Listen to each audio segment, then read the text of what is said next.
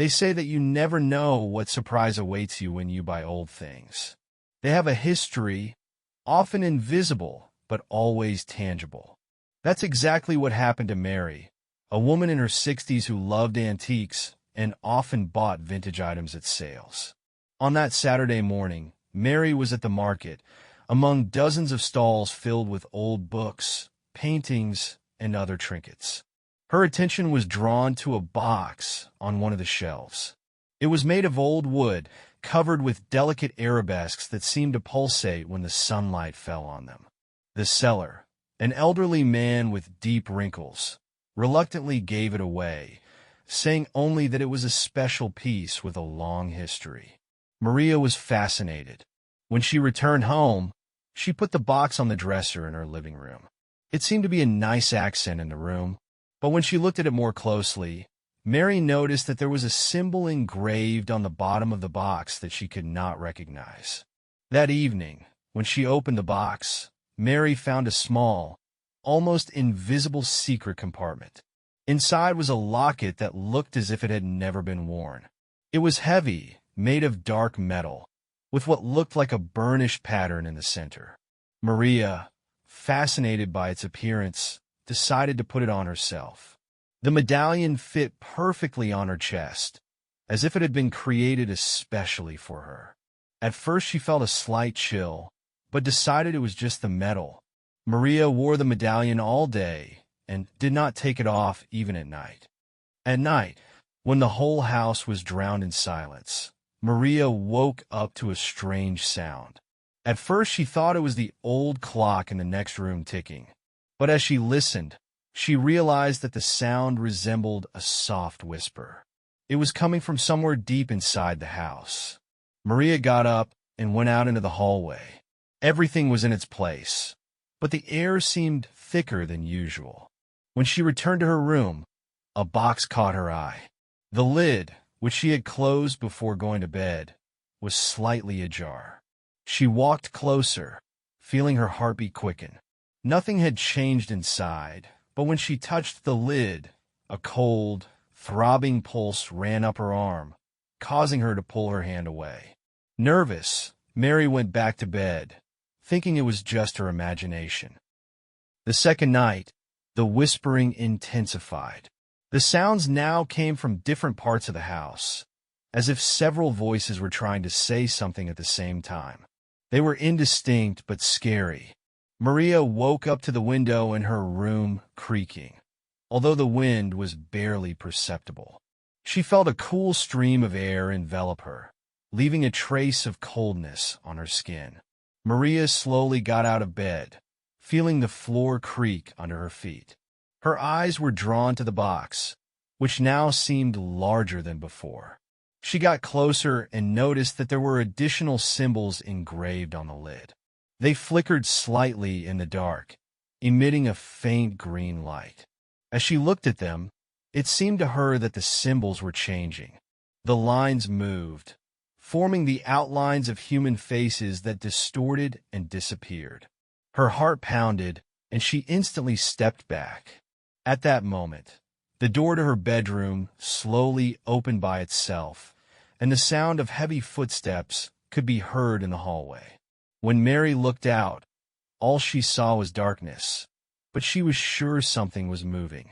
She closed the door and locked it, trying to calm down. It was hard to go to sleep, but fatigue took over. In her dream, she saw the box open and black smoke coming out of it, which took the form of people. They surrounded her, whispering that she had to give up her soul. The third night was the scariest. Maria decided to leave the lights on in all the rooms to dispel the eerie shadows. But even this did not help. The light began to flicker, forming strange shapes on the walls. At some point, the lamps went out at the same time, and the house plunged into thick darkness. Maria heard something moving down the hall, and this time it was not just a sound.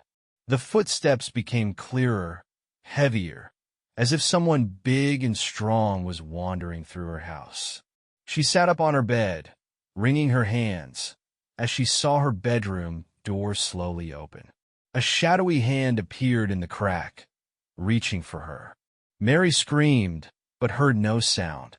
She felt her body stiffen, as if something invisible was holding her down. The hand disappeared, but the room remained cold, chilling to the bone. She knew it was not a dream, and that the box was somehow connected to everything that was happening. In the morning, Maria noticed that the box was open, although she remembered exactly how she had closed it before going to bed. Inside, the medallion looked like it was glowing from the inside. She touched it with her fingers and felt a pulsation similar to a heartbeat.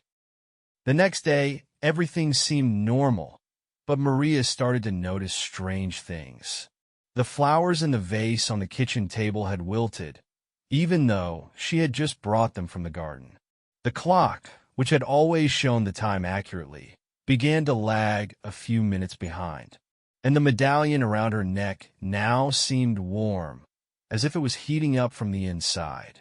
Maria felt fine during the day, but at night it became more and more difficult. The whispers returned, getting louder and louder. It came from different corners of the house, and each time she thought there were more voices. They sounded indistinct but ominous. Maria started waking up with marks on her body, light scratches on her arms and neck, as if someone had touched her. One night, she felt something new, a barely audible but inescapable sound of scratching on the walls, moving like a spider in the dark. It seemed to come from every corner. Mary froze in bed, her body stiff with fear, and her hands involuntarily clutched the blanket.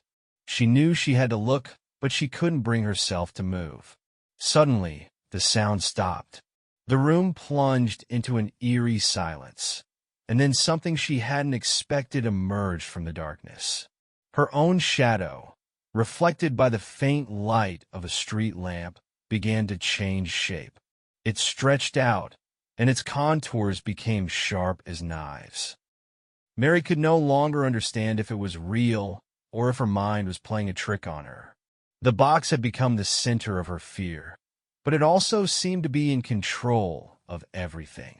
The house smelled like rotten earth, and the air was so thick that it was hard to breathe. When Mary tried to take the box to hide it in the basement, she noticed that the lid had opened again. The inside was no longer empty. There was a black liquid at the bottom, flickering with a faint green light. Her fingers trembled, but she closed the box and hastily hid it behind the boxes in the basement. But it didn't help. At night, Maria woke up to a loud bang. The basement seemed to come to life. The doors creaked, and she could hear scratching. She went downstairs with a flashlight in her hand, but immediately realized she had made a mistake. The box was no longer where she had left it. It was standing in the middle of the floor, and next to it were scratches that looked like claw marks going down to her feet. The lantern light went out, and Mary found herself in the dark.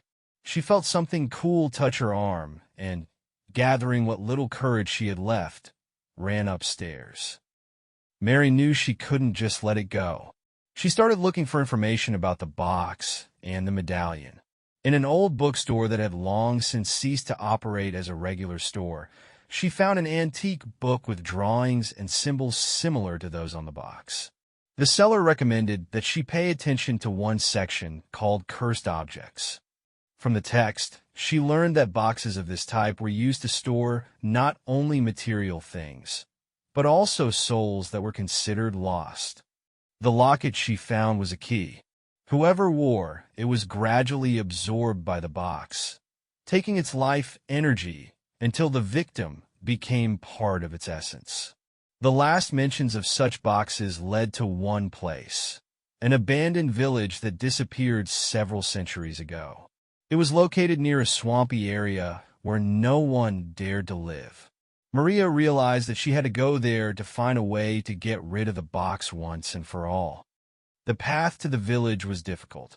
Mary could feel the forest getting thicker and the shadows longer with every step.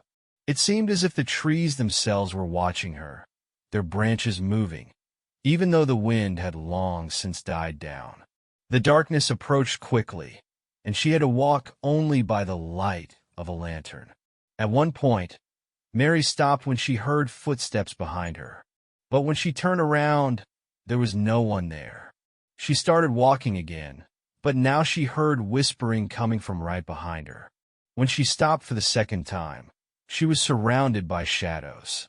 They slowly moved toward her, forming a figure with empty eye sockets. Mary clutched the medallion in her hands and screamed. The shadows retreated, but their whispers continued to sound in her head. She ran toward the village, which seemed to be getting closer, even though it was shrouded in darkness. When Mary finally got there, she saw the remains of houses that had almost completely collapsed. In the center stood a large stone with symbols carved into it, similar to the one she had seen on the box. Her heart beat faster when she realized that this place was created for rituals. Maria placed the box on the stone. It seemed that the air became thicker, and everything around her froze. She began to read the words from the book she had memorized, but the box began to vibrate. Its lid opened and black smoke came out, taking the form of faces with distorted features. Shadows began to surround Maria, but she did not stop. The medallion began to pulse more strongly, and she felt her own energy leaving her body. She finished the words of the ritual, and the box suddenly closed with a sound that resembled a thunderclap. The shadows disappeared, but so did Maria's power. She fell down beside the stone, feeling her body weakening. But silence reigned around her again. The box was sealed, and the medallion was no longer pulsating. Maria realized that her sacrifice was not in vain. For several hours, Maria lay on the ground near the stone, unable to get up. The darkness gradually dissipated, and the first light of dawn broke through the trees. Her body felt as if all the strength had been drained from it, leaving only a faint pulse. When she finally woke up, she saw that the box looked completely different. It had lost its shine, and the symbols on it had become dull, as if they had been faded. Maria touched it carefully, but now she felt neither cold nor warm. The box no longer posed a threat, but its presence reminded her of all the horrors she had experienced. The journey back through the forest was long and tiring. Now the forest seemed quiet, but not friendly. Mary felt that something was still there, in the shadows, watching her. When she came out of the forest and saw her house, her heart was filled with relief. When Mary returned home, she decided to get rid of all the things that reminded her of the box. She took out old books, jewelry, even the dresser where the box had been. The house became emptier, but quieter. She no longer heard whispers, the shadows did not move, and the nights became calm. But her peace did not last long. A few days later, she noticed something strange.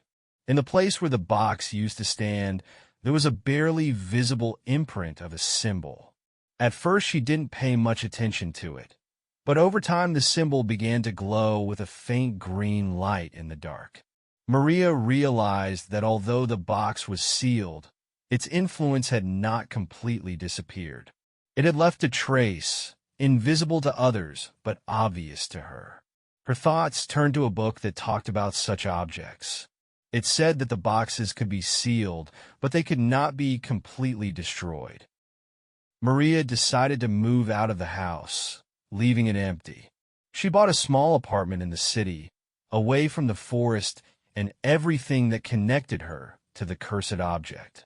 But even in the new place, she would occasionally dream of shadows reaching out to her and whispering incomprehensible words. Once, when she returned home from a walk, she saw that there was a medallion on her desk, the same one she had left near the stone in the forest. It looked different, more damaged, but still alive. Mary felt her heart sink as she realized that the story was not over.